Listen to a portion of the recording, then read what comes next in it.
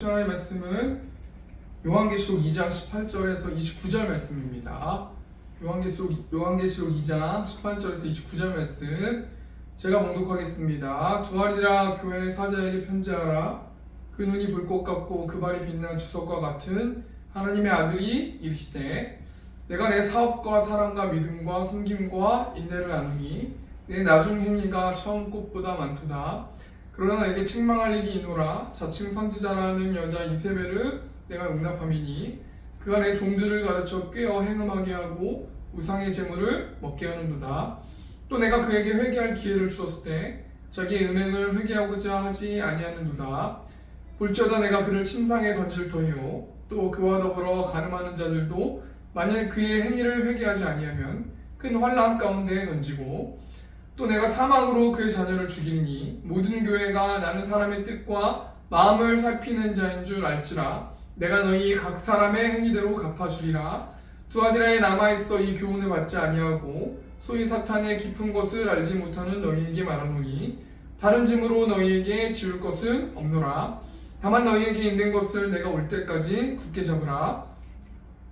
이기는 자와 끝까지 내 일을 지키는 그에게 만국을 다스리는 권세를 주리니 그가 철창을 가지고 그들을 다스려 질그릇 깨트리는 것과 같이 하리라. 나도 내 아버지께 받은 것이 그러하니라. 내가 또 그에게 새벽별을 주리라. 귀 있는 자는 성령이 교회들에게 하시는 말씀을 들을지어다. 아멘. 오늘 요한계시록 2장 18절에서 29절 말씀 가지고 배교와 박해가 있을 것이다 라는 제목을 가지고 하나님의 말씀 나누도록 하겠습니다. 여러분, 우리는 누구의 제자입니까? 우리는 예수 그리스도의 제자입니다. 여러분, 제자가 무엇입니까? 제자라는 것은요, 예수님의 가르침을 받아서 예수님의 삶의 뒤를 따라가는 사람이 제자라는 것이죠. 그 성도들은요, 예수님의 제자이고 예수님이 가셨던 그 길을 따라가는 자들이 성도들이다라고 생각해 볼 수 있는 것입니다. 그럼 예수님께서 이 땅을 살아가시면서 어떤 삶을 사셨습니까? 우리 마태복음 27장 31절 말씀 보니까요, 희롱을 다한 후 홍포를 벗기고 도로 그의 옷을 입혀 십자가에 못 박으려고 끌고 나가니라. 여러분, 예수님은요, 이 땅 가운데서 수많은 기적과 이적과 또 하나님 나라를 가르치시기도 하고 귀신을 쫓아내시기도 하고 병든 자를 치유하시기도 하셨지만요, 결국엔 예수님이 가신 그 길은 희롱을 다한 후 홍포를 벗기고 도로 그의 옷을 입혀 십자가에 못 박으려고 끌고 나가니라. 고난을 받으시고 십자가에 못 박히셔서 돌아가셨어요. 물론 부활하셨죠. 그리고 하나님 앞에서 죽기까지 복종하시는 삶을 사셨던 분이 우리 예수님이시라는 거예요. 그래서 예수님의 제자들, 12제자들을 비롯한 수많은 제자들이요, 또 그 이후에 있는 수많은 초대교회 예수님의 제자들이 어떤 삶을 살아갔냐면 다 순교를 당하면서 살아갔습니다. 순교라는 것은 뭐냐면요, 그냥 내가 죽는 게 아니고요, 타인으로부터 죽임을 당하는 것인데, 왜 죽임을 당하냐면 복음을 소유하고 복음을 전했기 때문이라는 거예요.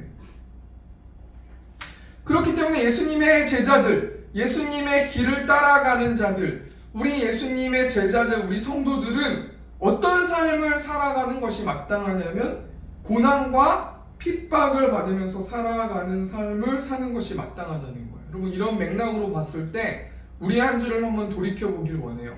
우리는 세상 사람들처럼 똑같이 평안하고 안전하고 평화롭고 이 세상의 가치관대로 즐기고 돈을 많이 축적하고 그러면서 내가 취미생활을 하면서 그렇게 살아가는 것은 이 세상의 관점으로는 잘못된 관점이 아니지만 예수님의 제자의 삶은 아닐 수 있다는 것, 우리가 한번 이 시간 좀 생각해 보길 원하는데요. 우리는 몇 주 동안 종말에 대해서 생각해 보았습니다. 종말은 어떤 것이 끝나는 것, 주로 세상이 끝나는 것이 종말이다. 그래서 우리가 이 종말론의 관점을 가지고 우리가 계속해서 말씀 나누고 있는데, 종말론이라는 것은 세상에 끝나는 것을 신학적으로 성경을 이론화해서 개념화한 것이 종말론이라는 것인데, 우리가 종말론에 관해서 우리가 계속해서 생각해 보고 있는데요. 어떤 책을 우리를 통해서 생각해 보고 있냐면 만화 종말론이라는 책을 통해서 생각해 보고 있는데, 이 만화 종말론에서는 뭘 이야기하는 거냐면요, 성경은 그리스도의 재림전, 그러니까 예수님께서 오시고 이제 다시 오실 그 사이가 종말의 때고 다시 오시는 것이 재림의 때인데요, 예수님께서 재림 전에 반드시 세 가지 현상이 나타난다고 이 만화 종말론에서 이야기하고 있는데, 이 만화 종말론에서 얘기하는 게 아니라요, 성경에서 세 가지 현상이 나타난다고 말하고 있어요. 우리가 저번 주에 어떤 현상이 나타난다고 말했습니까? 세계적인 복음화가 가속화된다고 말하고 있어요. 오늘은 어떤 말씀이냐면요, 배교와 박해가 있을 것이다 라는 말씀인데요, 이 배교와 박해가 있는 것을 요한계시록 말씀 보면요, 7교회가 나오거든요. 우리 요한계시록 2장 3절 말씀 보면, 2장 3장 말씀 보면은 7교회가 나오는데, 그 7교회 중에서 두아디라라는 교회를 통해서 우리 배교와 박해에 대해서 한번 좀 생각해 보길 원하는데요, 요한계시록은 여러분 어떤 책이냐면 종말의 책이라고 말하고 있어요. 이 요한계시록의 별명이 종말의 책이다라는 별명이 있고요, 사도 요한이 이 세상의 마지막에 일어날 일들에 대해서 하나님으로부터 직접 듣는 것이죠. 그래서 요한계시록을 기록하는데, 요한계시록 1장 1절 말씀 보니까 예수 그리스도의 계시라, 이는 하나님이 그에게 주사 반드시 속히 일어날 일들을 그 종들에게 보이시려고 그의 천사를 그 종 요한에게 보내어 알게 하신 것이다. 예수 그리스도의 계시래요. 이 계시라는 것은 감춰져 있는 것이 보여지는 것인데, 특별히 사도 요한에게 이 계시가 임했단 말이에요. 사도 요한은 하나님으로부터 예수님을 통해서 천사들에게 들은 반드시 속히 일어날 일들을 소아시아에 있는 7교회에 편지하라는 명령을 받아요. 여러분, 우리가 이 말씀을 통해서 뭘 생각해 볼 수 있냐면요, 여러분, 이 사도 요한을 통해서, 말씀을 통해서 특별 계시인 감춰졌던 것들이 성경을 통해서 드러나는 일들이 있는데요, 여러분, 이 땅 가운데서는 이제는 특별 계시는 없어요. 성경이 마지막으로 특별 계시로 나오게 되고요, 사람을 통해서는 이제는 하나님께서 나한테 말씀하셨다 이런 건 없단 말이에요. 여러분, 우리가 이런 맥락으로 뭘 생각해 봐야 되는 거냐면요, 성경을 근거해서 우리가 생각해 봐야지 하나님께서 나에게 꿈을 통해서, 하나님께서 나에게 환상을 통해서, 하나님께서 나에게 여러 가지 것들을 통해서 말씀하셨다라고 말씀해 주실 수 있지만요, 우리는 장로교이기 때문에 성경을 근거해서 말을 해야 돼요. 하나님께서 꿈을 통해서 말씀해 주셨는데, 하나님, 혹시라도 하나님께서 나에게 꿈을 통해서 말씀해 주셨으면 그 꿈을 붙잡고 하나님께 기도해야 되는 거예요. 그러면서 다른 사람들한테 함부로 막 그렇게 이게 정말 성경인 것처럼, 절대적인 권위가 있는 것처럼 그렇게 말을 하면 안 돼요. 계속해서 하나님께 묻고, 하나님 이런 꿈을 꿨는데 제가 어떤 것을 놓고 기도해야 합니까? 어떤 말씀을 주실 것입니까? 계속해서 하나님께 질문하면서 나아가야 되는 것이지, 마치 성경처럼 절대적인 진리인 것처럼 그렇게 말하면 안 된다는 것입니다.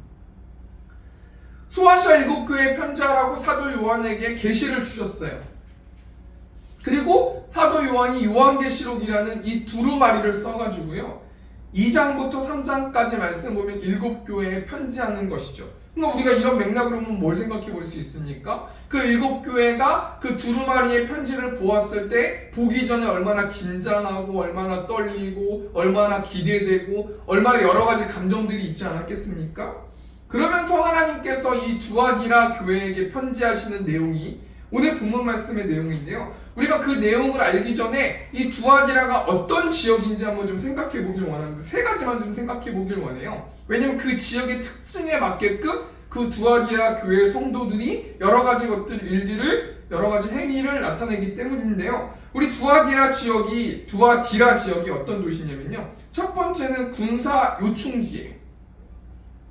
이 두아디라라는 도시는 로마군이 이 야만족들의 침입을 막기 위해서 수비병들을, 많은 군인들을 주둔시켰어요. 그러니까 군인들이 있고 부대가 있다라는 것은 수많은 가게와 식당과 많은 상권들과 많은 술집과 많은 여러 가지 어떤 그런 것들이 번창되는 도시라는 말이에요. 그러니까 두아디라는 굉장히 번창했고 수많은 사람들이 운집해 있는 도시가 두아디라라는 도시고요. 두 번째 특징이 뭐냐면, 두아디라는 에베소와 서머나보다 굉장히 작은 도시지만 염색과 모직물 거래의 중심지였어요. 여러분, 그래서 사도행전 16장 말씀 보면 자주색 물감 사업가 루디아라는 사람이 나오는데, 이 루디아라는 사람의 고향이 어디냐면 이 두아디라라는 곳이에요. 그러니까 이 두아디라라는 곳은 패션의 도시이고 또 염색과 모직물 거래가 중심지였기 때문에 수많은 돈들, 수많은 화폐 단위들이 오고 가면서 여러 가지 상권들이 있었고 굉장히 돈이 많은 지역, 굉장히 풍요로운 지역이 두아디라라는 곳이라는 거예요. 세 번째로 이 두아디라라는 곳은요, 같은 업종에 수많은 상인 조합이 있었는데, 이 상인 조합이 길드라는 것인데요, 이 길드라는 상인 조합을 통해서 이 길드 사람들이, 상업하는 사람들, 가게에 있는 사람들이 모여가지고 상인 조합을 만들고, 이 당시에 이 두아디라라는 지역에서 섬겼던 주신인 아폴로를 숭배하고 여자들을 불러다가 음란한 파티를 즐겼어요. 그런데 이 상업조합과 상인조합에 들어가지 않으면요, 먹고 살 수가 없는 거예요. 그렇기 때문에 어쩔 수 없이 교회 성도들, 수많은 교회, 두아디라 교회 성도들도 이 당시에 그 상인조합에 가입해서 다른 신전에 제사하고 수많은 음란한 파티를 저질렀던 그런 일들이 벌어졌단 말이에요. 이런 곳에 두아디라라는 교회가 세워졌는데요, 하나님께서 사도 요한을 통해서 두아디라 교회에 편지하시면서 18절 말씀 보면요, 제일 처음에 예수님께서 이제 이 두아디라 교회에 편지하면서 자신을 나타내시는, 우리 18절 보니까요, 두아디라 교회의 사자에게 편지하라. 그 눈이 불꽃 같고 그 발이 빛난 주석과 같은 하나님의 아들이 이르시되. 여러분, 이 아폴로라는 이 당시에 두아디라의 주신은 태양신의 아들이라는 칭호를 받고 있었단 말이에요. 그렇기 때문에 예수님께서 두아디라 교회에게 제일 처음에 무슨 말씀을 하시냐면, 아폴로라는 자가 절대적인 태양신의 아들이 아니라는 거예요. 예수 그리스도께서 하나님의 아들이심을 먼저 묘사하고 있어요. 그러면서 예수님께서 자신이 하나님의 아들, 온 세상을 창조하신 하나님의 아들이라고 말씀하시면서 자신을 어떤 존재라고 드러내냐면요, 그 눈이 불꽃 같고 그 발이 빛난 주석과 같다라고 말하고 있어요. 이 말씀은 어떤 말씀이냐면요, 하나님께서 불꽃 같은 눈으로 두아디라 교회의 성도 한 사람 한 사람들을 지켜보고 계셨다라는 거예요. 여러분, 이 말씀 통해서 우리가 뭘 생각해 봐야 됩니까? 여러분, 아까 안수 집사님도 말씀해 주셨지만 교회 크고 작고 이런 것은 하나님 앞에서 중요한 게 아니에요. 하나님은 그 교회 성도들의 중심을 보시고 어떻게 예배를 준비하고 있는지, 어떻게 구원의 기쁨을 누리면서 살아가고 있는지, 어떻게 영적 전쟁에서 내가 패배했을지라도 예수 그리스도를 의지해서 회개함을 통해서 어떻게 하나님의 사랑으로 이웃을 사랑하길 원하는지, 하나님은 불꽃 같은 눈으로 그 중심을 보시는 분이 우리 하나님이시라는 거예요. 그래서 하나님께서요, 두아디라 교회의 성도들에게 칭찬을 해주시는 19절 말씀 보니까요, 내가 내 사업과 사랑과 믿음과 섬김과 인내를 아노니 내 나중 행위가 처음 것보다 많도다. 여기서 사업이라는 단어가 나오잖아요. 한마디로 이 사업은 사역이라고 생각해 보면 되거든요. 너희 성도들이, 두아디라 교회 성도들이 어떻게 사역하고 있는지를 나는 알고 있다는 거예요. 그러면서 사랑하는 믿음, 섬김, 인내를 알고 있다는 거예요. 그럼 이 사랑이 어떤 사랑입니까? 하나님의 사랑으로 이웃을 사랑하고 있는 교회가 두아디라 교회라고 알고 있다는 거예요. 아시고 계시다는 거예요. 또 믿음이 있는 것을 알고 계시다는 거예요. 예수님의 십자가의 사랑과 부활의 기쁨을 너희가 누리는 것을 알고 있으시다는 거예요.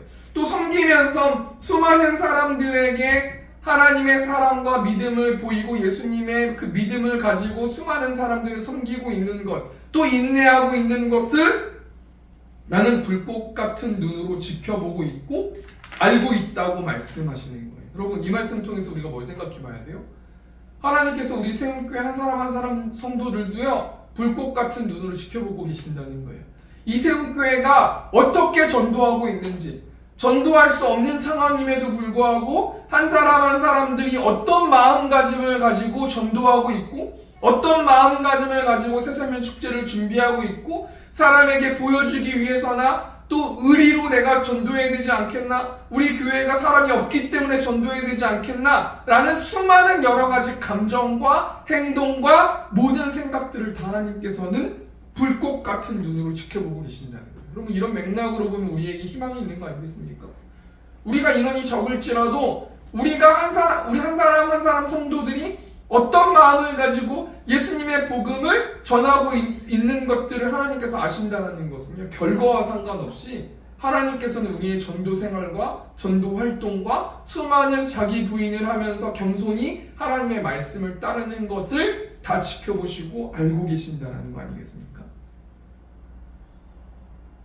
그런데 하나님께서 예수님께서 오늘 본 말씀 통해서 두아디라 교회를 책망하시는데요, 우리 예수님의 책망을 통해서 우리가 종말의 때에 배교와 박해에 대해서 생각해보고 하나님께서 우리에게 주시는 영적 교훈이 무엇인지 한번 생각해보길 원하는데요. 첫 번째로 예수님의 책망을 통해서, 이 책망은 두아디라 교회를 책망하는 것이에요. 배교에 대해서 한번 생각해보고 하나님 우리에게 주시는 영적 교훈이 무엇인지 한번 생각해보길 원하는데요. 20절 말씀 보니까 그러나 내게 책망할 일이 있노라. 이 두아디라 교회는 어떤 교회냐면 사랑이 있고 믿음이 있고 인내가 있는 교회예요.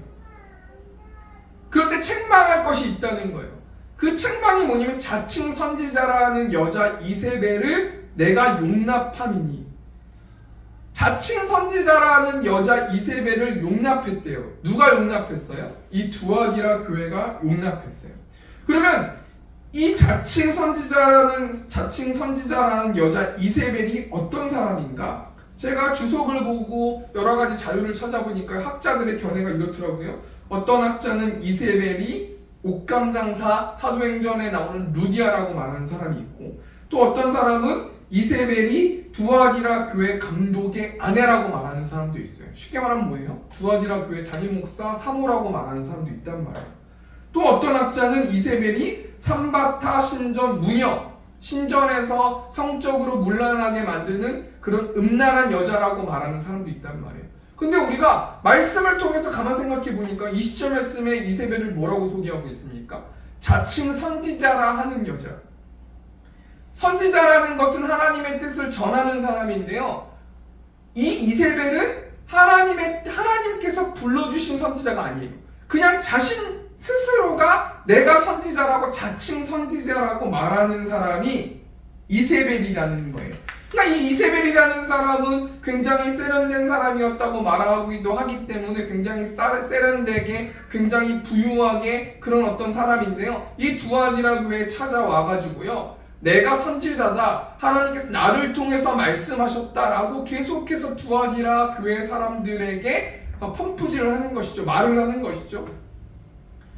그런데 이 두아디라 교회 성도들이 그것을 이 이세벨을 받아들이면 안 됨에도 불구하고 이 사람이 세련됐고 부유하고 수많은 어떤 이런 것들이 있으니까요, 그 이세벨을 받아들였어요. 그래서 어떤 일들이 벌어졌습니까? 20절 보니까 그가 내 종들을 가르쳐 꿰어 행음하게 하고 우상의 재물을 먹게 하는도다. 행음하게 했다는 거예요. 음란하게 했다는 거예요. 이 행음이라는 단어가 포르노라는 단어가 여기서 나온 거예요. 음행하게 하다, 불륜을 저지르게 하다라고만, 그 단어 뜻이 그렇단 말이에요. 행음하게 되고 우상의 재물을 먹게 되고, 한마디로 말해서 거룩하지 못하는 두아디라 교회 성도가 되었다는 거예요. 그래서 이 두아디라 교회 성도들 중에서 수많은 사람들이 어떤 일들이 벌어지냐면 배교가 일어났다는 거예요. 여러분, 배교가 무엇입니까? 예수님을 잘못 믿거나 예수님을 떠나는 것이 배교라는 거예요. 우리가 이 말씀 통해서 무엇을 생각해 볼 수 있냐면요, 제가 서두에도 말씀드렸지만 예수님의 제자들이 어떤 삶을 산다고 했냐면 복음을 전함으로 고난을 받는 삶을 산다고 했어요. 세상 사람들하고 똑같이 음란하게 다른 신들을 섬겨도 된다고 세상에서는 여러 가지 철학과 여러 가지 문화와 여러 가지 사회와 여러 가지 종교를 통해서 수많은 사람들을 미혹하는 일들이 벌어진단 말이에요. 그런데 여러분, 이 두아디라 교회 성도들은 이세벨이라는 존재 때문에 배교가 일어났어요. 쉽게 말해서 우리가 뭘 생각해 볼 수 있냐면요, 첫 번째 대지를 정리하니까 예수님의 책망을 통해서 사람들의 배교에 대해서 생각해 보고 하나님께서 우리에게 주신 영적 교훈에 대해서 생각해 봤는데, 예수님이 두아디라 교회 성도들에게 어떤 책망을 해요? 이세벨을 받아들였다라는 거예요. 그 이세벨을 받아들였기 때문에 두아디라 교회 성도들이 행음에 빠지게 되고 우상제물을 먹게 됐다는 거예요. 하나님께서 우리에게 주신 영적 교훈이 뭡니까? 예수님의 제자들은 언제나 고난이 있게 마련이거든요. 고난을 멀리하면 하나님을 떠나서 배교하게 된다는 거예요. 여러분, 이게 우리에게 주신 영적 교훈이에요. 하나님, 내가 왜 하나님 믿고 있는데 고난을 받아야 합니까? 여러분, 성경의 말씀 보면요, 구약시대나 신약시대 때부터 하나님을 믿는다고 해서 떵떵거리면서 잘 살았던 사람이 한 사람도 없어요. 구약의 하나님을 따르는 아브라함 보십시오. 하나님께서 불러주시고 떨기나무 가운데서 불러주셔가지고요, 정말 엄청나게 고생해요. 물론 아브라함은 부자일 수 있었겠지만 이삭도 그렇고 야곱도 그렇고 요셉도 그렇고 다니엘도 그렇고 수많은 다윗도 그렇고요, 행복하게 산 사람들이 없어요. 신약에 보십시오. 예수님의 삶을 보십시오. 예수님의 제자들의 삶을 보십시오. 초대교회의 어떤 그런 사람들을 보세요. 예수님의 제자들을 보세요. 떵떵거리면서 행복하게 살았다는 사람이 단 한 사람도 없단 말이에요. 그런 맥락으로 보았을 때요, 하나님께서 우리에게 주시는 영적 교훈이 뭡니까? 우리는 세상의 이세벨을 따라가면 안 되고요, 세상의 유행을 따라가면 안 되고요, 우리는 고난을 멀리하면 안 되고요, 고난을 우리에게 가깝게 두면서 살아나야 된다는 거예요. 왜 그렇습니까? 그래야 우리는 배교하지 않는다는 거예요. 그래야 우리는 하나님을 의지하게 된다는 거예요. 그래야 우리는 하나님을 의지하면서 영적 전쟁에 승리하면서 예수님의 제자답게 살아낼 수 있다는 거 아니겠습니까? 우리가 두 번째로 예수님의 책망을 통해서 박해에 대해서 생각해보고 하나님께서 우리에게 주시는 영적 교훈에 대해서 생각해보기를 원하는데요, 우리 21절 말씀 보니까 또 내가 그에게 회개할 기회를 주었을 때 자기의 음행을 회개하고자 하지 아니하는도다. 예수님께서 이 두아디라 교회 성도들에게 어떤 책망을 주시냐면 회개하지 않는다는 거예요. 그렇게 말씀을 통해서, 성경을 통해서, 목회자를 통해서, 여러 가지 어떤 말씀들을 통해서, 사람들을 통해서 말씀을 주셨음에도 불구하고 두아디라 교회 성도들은 음행을 회개하지 않았다라고 말씀하고 계세요. 그래서 예수님께서 두아디라 교회 성도들에게 책망하시면서 뭘 말씀하십니까? 22절 말씀 보니까 볼지어다 내가 그를 침상에 던질 터이요. 여기서 말하는 침상은 어떤 침상이에요? 병상에 던진다는 거예요. 중환자실의 그 시트, 그 매드에 던진다라고 말하고 있는 거 아니겠습니까? 말하시고 계신 거 아니겠습니까? 또 그와 더불어 가늠한 자들도 만일 그의 행위를 회개하지 않으면 큰 환난 가운데 던지고 고통을 주겠다는 거예요. 23절 말씀 보니까요, 또 내가 사망으로 그의 자녀를 죽이리니 너희가 회개하지 않으면, 너희 두아디라 교회 성도가 회개하지 않으면 병상에 던질 것이고 너 심각한 병을 줄 것이고 고통을 줄 것이고 너희 자녀를 죽일 것이다. 그러시면서 마지막에 뭘 말씀하십니까? 내가 너희 각 사람의 행위대로 갚아줄 것이다. 이게 너희를 내가 질책하고 너희를 죽여버릴 거야 이런 내용이 아니에요. 너희 각 사람의 행위대로 갚아주리라. 너희가 이 땅 가운데서 차라리 병상에 던져지고 고통을 받고 자녀가 죽임을 받으면서까지도 그 사실을 알고 그 은행을 회개하는 것이 너희가 심판받을 때에 그런 정말 힘든 어떤 그런 상황을 접하는 것보다 그것이 나을 것이다. 내가 너희 각 사람에게 행위대로 갚아줄 것이다. 그렇기 때문에 뭘 말씀하고 있는 겁니까? 너희 세상 따라가고 있는 음행에 대해서 너희는 돌아서야 된다는 거예요. 여러분, 이 음란한 것이 이 세상적으로 우리가 알고 있는 단어의 음란함도 표현될 수 있지만요, 예수님의 제자들은 세상 따라가면서 살면 안 된다는 거예요.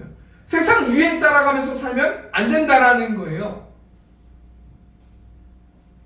그러면서 뭘 말씀하고 계십니까? 인내할 것을 요구하고 계시는데, 우리 요한계시록 2장 25절 말씀 보니까요, 다만 너희에게 있는 것을 내가 올 때까지 굳게 잡으라. 여러분, 뭘 부탁하고 계세요? 복음을 굳게 잡으라고 명령하고 계세요. 성도들이 왜 복음을 굳게 잡고 있어야 합니까? 사단이 우는 사자처럼 사람들을 이용해서 하나님의 자녀들을 박해할 거기 때문이에요. 여러분, 박해가 뭡니까? 못살게 구는 거예요. 왜 못 살게 구는 거예요? 복음을 소유했기 때문에, 복음을 전할 것이기 때문에. 여러분, 이 당시에 두아디라 교회 성도들, 많은 성도들은 상인조합에 가입돼서 타협한 사람 말고요, 타협하지 않는 사람들, 그런 사람들은 굶어 살고요, 힘들게 살고요, 정말 엄청난 박해를 받으면서 살았단 말이에요. 이 말씀 통해서 우리가 뭘 생각해 봐야 돼? 하나님께서 우리에게 주신 영적 교훈이 뭡니까? 복음을 소유한 성도들은 박해가 있다는 거예요. 복음을 소유하거나 복음을 전하는 것을 사탄이 가장 싫어하기 때문에, 하나님, 저는 왜 이렇게 힘들어야 됩니까? 영적으로 저는 왜 이렇게 힘들어야 됩니까? 여러분, 복음 전하면 더 힘들어진다는 거예요. 사단이 더 못 살게 군다는 거예요. 물질적으로나 육체적으로나 영적으로나 생각적으로나 수많은 여러 가지 박해를 사단이 줄 거라는 거예요. 그럼에도 불구하고 예수님께서 두아디라 교회 성도들에게 뭘 말씀하십니까? 인내하라는 거 아니겠습니까? 요한계시록 2장 26절 말씀 보니까 이기는 자와 끝까지 내 일을 지키는 그에게 만국을 다스리는 권세를 주리니, 요한계시록 2장 28절 말씀 보니까 내가 또 그에게 새벽별을 줄 것이다. 권세와 새벽별은 뭘 의미하는 거냐면 예수 그리스도를 의미하는 거예요. 성도가 무엇으로 인내할 수 있습니까? 예수 그리스도를 묵상함으로 인내할 수 있는 거예요. 예수 그리스도를 묵상한다는 건 뭘 묵상하는 거냐면 십자가의 사랑도 묵상하는 것이지만, 로마서 8장 38절 말씀 보니까 내가 확신하노니 사망이나 생명이나 천사들이나 권세들이나 현재일이나 장래일이나 능력이나, 39절 보니까 높음이나 깊음이나 다른 어떤 피조물이라도 우리를 우리 주 그리스도 예수 안에 있는 하나님의 사랑에서 끊을 수 없으리라. 한마디로 뭘 얘기하는 겁니까? 두 번째 정리하니까요, 예수님의 책망을 통해서 사람들의 박해에 대해서 생각해 봤는데, 하나님께서 우리에게 주신 영적 교훈이 뭡니까? 예수님이 두아디라 교회 성도들에게 어떤 책망을 하세요? 죄를 짓고 음행하면서 회개하지 않는다는 거예요. 여기서 말하는 음행은 우리가 알고 있는 음행일 수 있지만 세상을 따라가는 것, 그런 것도 음행이라는 거예요. 상인조합에 들어가면서 예수님도 믿고 상인조합에서 음란하게 우상에게 제사하고 또 창기들하고 거기서 여러 가지 음란한 파티하면서 교회 가서는 또 하나님의 은혜를 또 찬양하는 그런 사람들을 회개하라는 거예요. 그럼에도 불구하고 회개하지 않으면 너를 병상에 눕힐 것이다, 고통을 줄 것이다, 너의 자녀가 죽을 것이다, 너의 행위대로 내가 갚아줄 것이다 라고 말씀하신다는 거 아니겠습니까? 이 말씀 통해서 하나님이 우리에게 주신 영적 교훈이 뭐예요? 그럼에도 불구하고 그 상인 조합에 들어가지 않고 두아디라 교회에서 성도들이 인내하면서 거룩하게 살아가는 백성들이 있었단 말이에요. 그 사람들에게 우리 예수님께서 편지를 통해서 뭘 말씀하십니까? 계속해서 인내하라는 거예요. 내가 권세와 새벽별을 줄 것이다. 예수님의 십자가의 사랑을 묵상함을 통해서 예수님이 절대로 너희를 끊이지 않을, 하나님의 사랑에서 끊을 수 없게 만들 거기 때문에 너희는 걱정하지 말고 계속해서 인내하라. 예수님을 깊이 묵상해라 라고 말씀하고 있다는 거예요. 우리 말씀을 마치겠습니다. 오늘 배교에 대해서, 박해에 대해서 생각해 보았어요. 우리가 적용하면서요, 그럼 우리가 새세면 축제를 앞에 두고 한 주 동안 어떻게 보내야 되는가? 우리가 눈을 들어 하늘 보라, 우리 이 찬양 제가 가져왔는데, 눈을 들어 하늘 보라 어지러운 세상 중에, 참 이 찬양을 이번 주에 많이 들었는데요, 눈을 들어 하늘 보라는 거예요. 이 땅 가운데서 이 두아디라 교회 성도, 특별히 인내하는 성도들은, 하나님 제가 왜 이렇게 살아야 됩니까? 전 너무 복음을 소유했다는 이유 하나로 힘듭니다. 우리 교회 수많은 사람들은 세상과 타협했습니다. 저는 어떻게 해야 됩니까? 여러 가지 상황 가운데서 하늘을 쳐다보라는 거예요. 어지러운 세상 가운데에서 한 주 동안 하늘을 쳐다보라는 거예요. 곳곳마다 상한 영의 탄식 소리 들려온다. 하늘을 쳐다보면 하나님께서 위로하실 것이고 주위에 있는 예수 그리스도를 믿지 못하는 영혼들이 보일 것이다. 빛을 잃은 많은 사람 길을 잃고 헤매이며 당자처럼 기진하니 믿는 자여 어이할꼬. 고난 너희에게 당연히 있는 건 알지만 인내함을 통해서 그럼에도 불구하고 너희가 예수님의 제자처럼 살아내라 라는 이 말씀입니다. 우리 이 시간 우리 515장 1절 찬송하시고 우리 시간 기도하겠습니다.